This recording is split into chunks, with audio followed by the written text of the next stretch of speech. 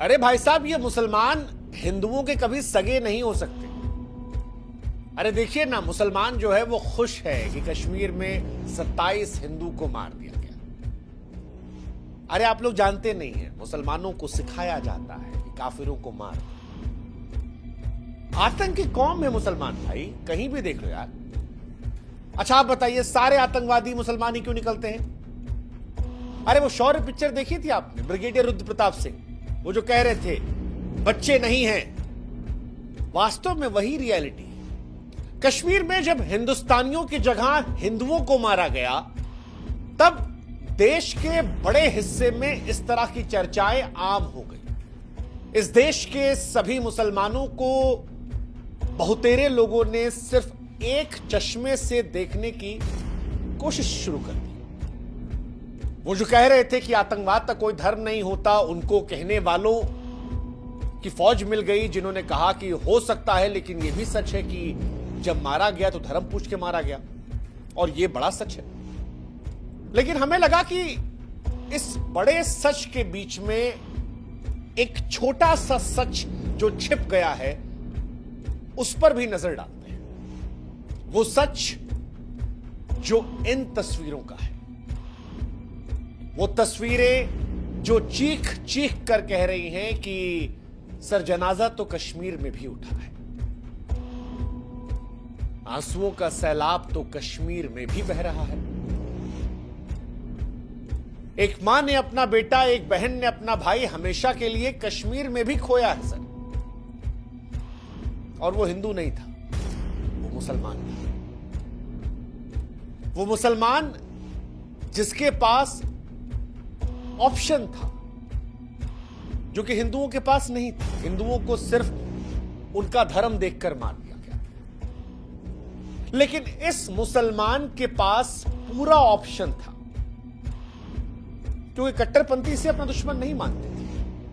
फिर भी इस मुसलमान ने मौत चुनी, और यह मौत उनके लिए चुनी गई जिनसे कुछ ही घंटों पहले हो गया था।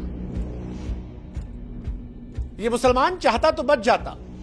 यह जनाजा जो आपको दिख रहा है, इस जनाजे में इस मुसलमान को नहीं होना चाहिए था, अगर इस मुसलमान ने अपने बारे में सोच लिया होता। लेकिन इस मुसलमान ने नहीं देखा कि सामने कौन है, किसका धर्म है। उसने अपनी जान से ज्यादा कश्मीरियत को जिंदा रखने की ठानी। मौत सामने थी, लेकिन जिंदगी दूसरों की बचाने की उसने जंग लड़ी। आतंकवादियों से भिड़ गया, कहा कि ये हमारे मेहमान हैं, और फिर आतंकवादियों ने गोलियां मार दी। कश्मीर के पहलगाम में 28 लोगों की मौत हुई है, जिसमें एक मुसलमान है, और उस मुसलमान की कहानी को भी बयां किया जाना चाहिए, क्योंकि अगर आप इस देश में मुसलमानों पर सवाल उठा रहे हैं, तो आपको उस मुसलमान को शुक्रिया भी अदा कहना पड़ेगा, जिसने अपनी जिंदगी दांव पर लगा दी ताकि कुछ लोग जिंदा रह सकें। और आज की कहानी में दो ऐसे मुसलमान हैं जो रिश्तेदार हैं, एक जिसने जान गंवा दी, और एक जिसने 11 लोगों की जान बचा दी। और अगर आप उस मुसलमान का शुक्रिया अदा नहीं कर सकते, तो आप भी इंसान नहीं हैं। हाँ, अगर आप हिंदुओं की भी हिमाकत कर रहे हैं, तो ये वो मुसलमान है जनाजे में जो हिंदुओं को बचाने के लिए कुर्बान हो गया। ये वो मुसलमान है जिसने इंसानियत को नहीं मरने दी। जब हिंदुओं को कट्टरपंथी मुसलमान मार रहे थे, इस आधार पर कि वो हिंदू हैं, तब उस बड़े सच के बीच में एक ये भी मुसलमान था जो दुनिया को बताने की कोशिश कर रहा था कि साहब, इस्लाम सिर्फ खून खराबा नहीं सिखाता, और सब इस्लाम में नहीं है जो खाली खून बहाते हैं। कुछ ऐसे भी हैं जो जिंदगी बचाने के लिए कुर्बान हो जाते हैं, और उनमें से ये है जिसका जनाजा आप यहां देख रहे हैं, क्योंकि इसने अपनी जान एक हिंदू की जान बचाने के लिए गंवाई है। और ये इसका अपना इस्लाम है, जो उस इस्लाम से अलग है जिसे वो कट्टरपंथी मुसलमान जो कश्मीर में आए थे और पैंट उतार कर कलमा पढ़वा कर चेक कर कर गोली मार रहे थे। कश्मीर में जो कुछ हुआ है उसने हिंदुस्तान की गंगा जमुनी तहजीब को हिला कर रख दिया है। इस देश में वैसे भी हिंदू मुसलमान कम नहीं था और इस घटना के बाद वो जो मुसलमानों के लिए हिंदू आवाज उठाते थे उनको कटघरे में खड़ा किया जा रहा, कहा जा रहा है कि सबसे बड़े दुश्मन तो तुम ही हो। तुम ही दिन भर कहते थे कि देखो ये नहीं है और अब देखो इनकी कौम ऐसी है। लेकिन इस आरोप के बीच में यह तस्वीर बार बार सोचने पर मजबूर करती है कि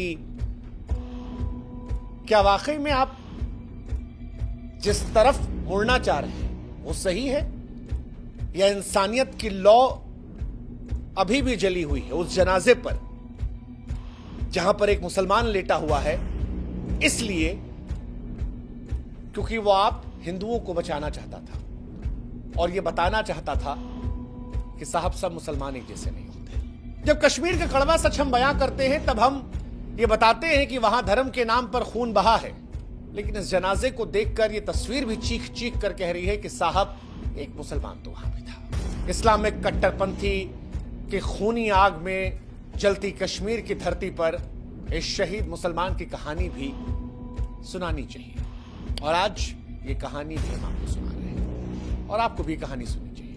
दो तरह के लोग इस देश के दुश्मन हैं। एक वो जो इस मौके पर देश के हर मुसलमान को गाली दे। इस देश के मुसलमान को भी इससे धक्का लगा है और कई मुसलमान ऐसे हैं, मेरे मित्र भी हैं, आपके भी मित्र होंगे, कई सारे कलाकार ऐसे हैं, स्पोर्ट्समैन ऐसे हैं जो कह रहे हैं कि हम भी शर्मिंदा हैं यार और इनकी वजह से हमको भी बदनाम होना पड़ता है। मेरे ऐसे सैकड़ों दोस्त हैं यूपी, बिहार, बंगाल, पंजाब जो कह रहे हैं कि सर कश्मीर में जो उन मुसलमानों ने किया उसके चलते हमको शर्मिंदा होना